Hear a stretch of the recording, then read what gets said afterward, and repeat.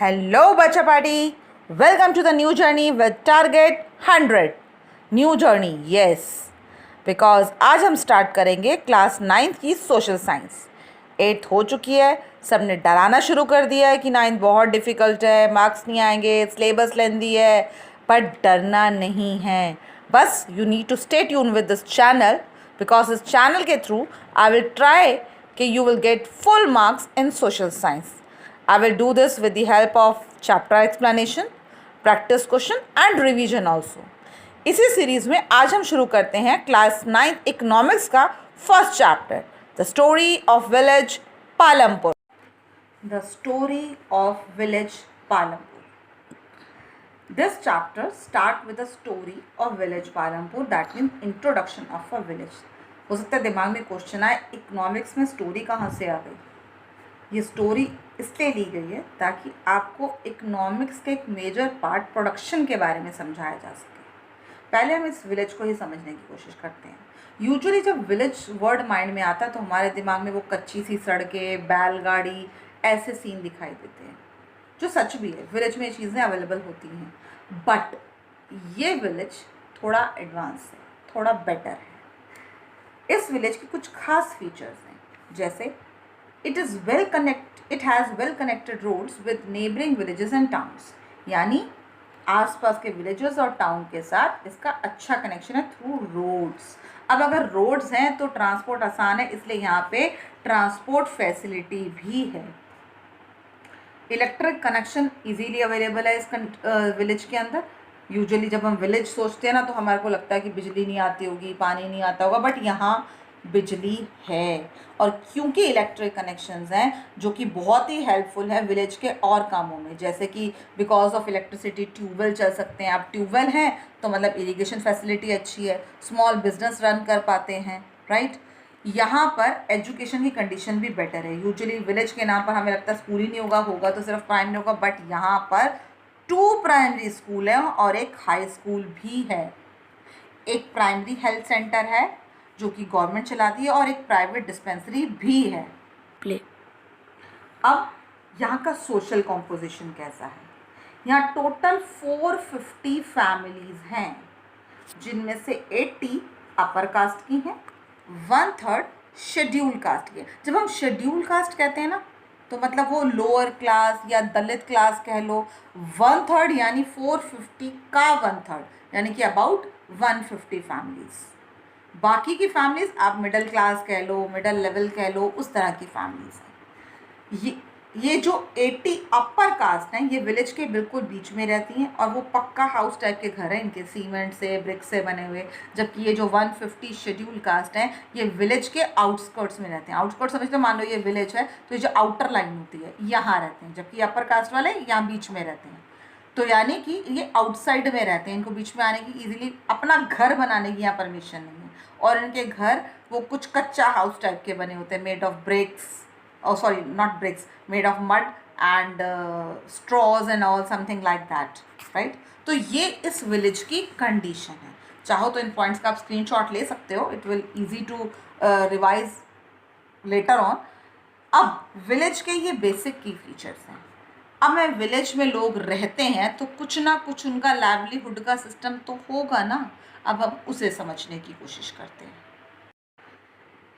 अब लोग रहते हैं, मैंने कहा लाइवलीहुड भी अर्न करते हैं, तो जब हम विलेज के लोगों के लाइवलीहुड की बात करते हैं तो उसमें मेजर होता है फार्मिंग एक्टिविटीज़। फार्मिंग एक्टिविटीज़ यानी जो फार्म पे की जाती हैं, जैसे एग्रीकल्चर और लाइव स्टॉक।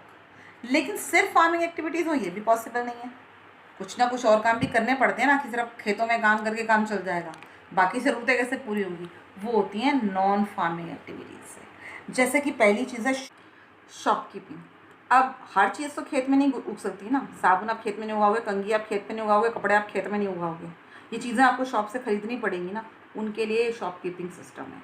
कुछ चीज़ें आप वहाँ से ख़रीदते हो। अक्सर ये भी देखने में आता है जो विलेजेस में वो बस स्टैंड वगैरह होते हैं, उसके आसपास जो घर होते हैं ना, वो एक छोटा सा ईटेबल स्टॉल वहाँ लगा लेते हैं, वो सब शॉपकीपिंग की कैटेगरी है। जैसा कि मैंने स्टार्टिंग में बताया कि वहाँ ट्रांसपोर्ट फैसिलिटी अच्छी है, तो दैट मीन्स ट्रांसपोर्ट सर्विसेज भी तो हैं वहाँ पे, लाइवलीहुड का तरीका। और क्योंकि इलेक्ट्रिक कनेक्शन है तो मैंने कहा था स्मॉल बिजनेस यानी small manufacturing unit. Small manufacturing unit वो यूनिट्स होती हैं जहाँ पे मैन्युफैक्चरिंग में 50 से कम लोग इन्वॉल्व होते हैं, तो ऐसी यूनिट्स वहाँ पे अवेलेबल है। छोटे मोटे जैसे मान लो केन फर्नीचर बनाना है या कॉटन के टॉयज़ बनाने हैं, तो यूजुअली घर के लोग मिलकर ही उस काम को करते हैं, वो स्मॉल मैन्युफैक्चरिंग यूनिट्स होती हैं। इसके अलावा डेयरी फार्मिंग हम अच्छी तरह जानते हैं, लोग क्या करेंगे उसमें, डेयरी प्रोडक्शंस क्या होते हैं, अगर वो गाय भैंस पालते हैं तो उसका दूध बेचते हैं, मक्खन बेचते हैं या इस तरह की चीज़ें और करते हैं। एक सबसे स्पेशल जो उस विलेज में है वो है कंप्यूटर सेंटर्स। यूजुअली विलेजेस के मामले में हम इसको इमेजिन नहीं कर पाते, लेकिन मैंने स्टार्टिंग में ही कहा कि विलेज थोड़ा बेटर है, एजुकेशन को यहाँ प्रेफरेंस मिल रही है, हाई स्कूल भी इस विलेज के अंदर था, तो वहाँ पर कंप्यूटर सेंटर भी है जब बेसिक नॉलेज लोगों को कंप्यूटर रन करने की मिलती है। अभी हमने समझा ये उनके लाइवलीहुड के तरीके हैं। अगर हम इसकी बिगिनिंग में जाएं फार्मिंग एक्टिविटीज़ में, तो मतलब हम क्या कर रहे थे, एग्रीकल्चर और लाइव स्टॉक, यानी कुछ ना कुछ प्रोडक्शन हो रहा था। यूजुअली हम प्रोडक्शन करते ही क्यों हैं, ज़रूरतों को पूरा करने के लिए, लेकिन इस प्रोडक्शन को करने के लिए बहुत सारी चीज़ें लगती हैं, बहुत सारी रिक्वायरमेंट्स होती हैं, फैक्टर्स होते हैं, या सिंपल भाषा में कहो तो ऑर्गेनाइजेशन कैसे होता है उस प्रोडक्शन का। तो ऑर्गेनाइजेशन जो प्रोडक्शन का होता है उसके लिए 4 फैक्टर चाहिए होते हैं। ऑर्गेनाइजेशन और प्रोडक्शन के जैसा कि मैंने कहा 4 पार्ट हैं। पहली चीज़ लैंड, भाई मतलब मुझे कुछ भी काम करना है, सबसे पहले तो वो ज़मीन चाहिए ना जहाँ मैं काम करूँगी, चाहे वो मेरा एग्रीकल्चर हो, चाहे मैंने मैन्युफैक्चरिंग यूनिट खोलनी है, कोई फैक्ट्री खोलनी है, तो भैया किसी ज़मीन पे ही खोलूँगी ना, तो वो हमारा लैंड होता है। लैंड का मतलब प्लेन लैंड नहीं होता, उस लैंड पे जो रिसोर्सेज अवेलेबल है, वहाँ का जंगल है, वहाँ से मिलने वाले मिनरल्स हैं, वहाँ का जो पानी अवेलेबल है, वो सारे रिसोर्सेज भी लैंड के साथ ही इन्वॉल्व हो जाते हैं। दूसरा लेबर है, लेबर भी बहुत ज़रूरी है। भैया ज़मीन आ गई तो काम करेगा कौन, जो लोग काम करेंगे मतलब वो लेबर है। मुझे प्रोडक्शन के लिए लेबर की ज़रूरत तो है, काम करने वाले लोगों की ज़रूरत तो है। तीसरी रिक्वायरमेंट होती है हमारी कैपिटल, यानी वो इन्वेस्टमेंट जो हम प्रोडक्शन में लगाते हैं। ये कैपिटल को हम 2 कैटेगरी में बांट लेते हैं, फिक्स कैपिटल और वर्किंग कैपिटल। फिक्स कैपिटल वो होती है जिस पे आपने एक बार इन्वेस्ट कर दिया और वो लॉन्ग टर्म चलती है, उस पर रोज़ रोज़ इन्वेस्ट करने की ज़रूरत नहीं है। आपने बिल्डिंग बना ली, कई साल निकल जाएंगे, आपने मशीनरी ले ली, कई साल कोई प्रॉब्लम नहीं आएगी, ज़्यादा से ज़्यादा आपको रिपेयर की ज़रूरत पड़ेगी उसकी, राइट। टूल्स खरीद लिए, कई साल चलेंगे, ये सब आपकी फिक्स कैपिटल कैटेगरी है। दूसरी तरफ होती है वर्किंग कैपिटल, वो कैपिटल जिसका इन्वेस्टमेंट बार बार हमें टाइम टू टाइम करना पड़ता है। मान लो मैं उस एग्रीकल्चर की बात करती हूँ, तो उसमें जो रॉ मटेरियल लगे, यानी वो सीड्स है, फर्टिलाइजर्स हैं, वो आपने क्रॉप ग्रो करी, उसे यूज़ कर लिया, उसके बाद ख़त्म। अगली बार खेती करनी है, अगली बार फसल उगानी है, तो मुझे फिर से सीड्स चाहिए, फिर से फर्टिलाइजर्स चाहिए, राइट। कोई और फैक्ट्री है, वहाँ भी रॉ मटेरियल के साथ ऐसा ही होगा। इसके अलावा कुछ कैश इन हैंड भी चाहिए, सारी चीज़ें तो खरीद ली लेकिन पैसे भी तो जेब में चाहिए। भैया लेबर को वेजेस कैसे देंगे, इलेक्ट्रिसिटी का बिल कैसे भरेंगे, ये सारी ज़रूरतें पूरी करने के लिए कुछ कैश इन हैंड भी चाहिए, यानी ये सब क्या हो गया, वर्किंग कैपिटल। और चौथा फैक्टर है हमारा ह्यूमन कैपिटल। इसको समझने में कोई झूल नहीं है, बहुत सिंपल है।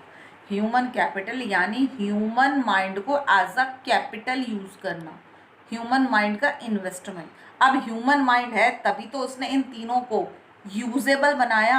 ह्यूमन माइंड ने उसको समझा कि मेरे पास इतनी लैंड है, मेरे को ये वाला काम करना है, इतनी लेबर चाहिए, इतना कैपिटल इन्वेस्ट चाहिए, वो सारा काम करा, वो सारी मेहनत करी, वो कौन है, ह्यूमन कैपिटल है। जैसे कंपनियों के मैनेजर होते हैं जो सब कुछ संभालते हैं इन चीज़ों, राइट।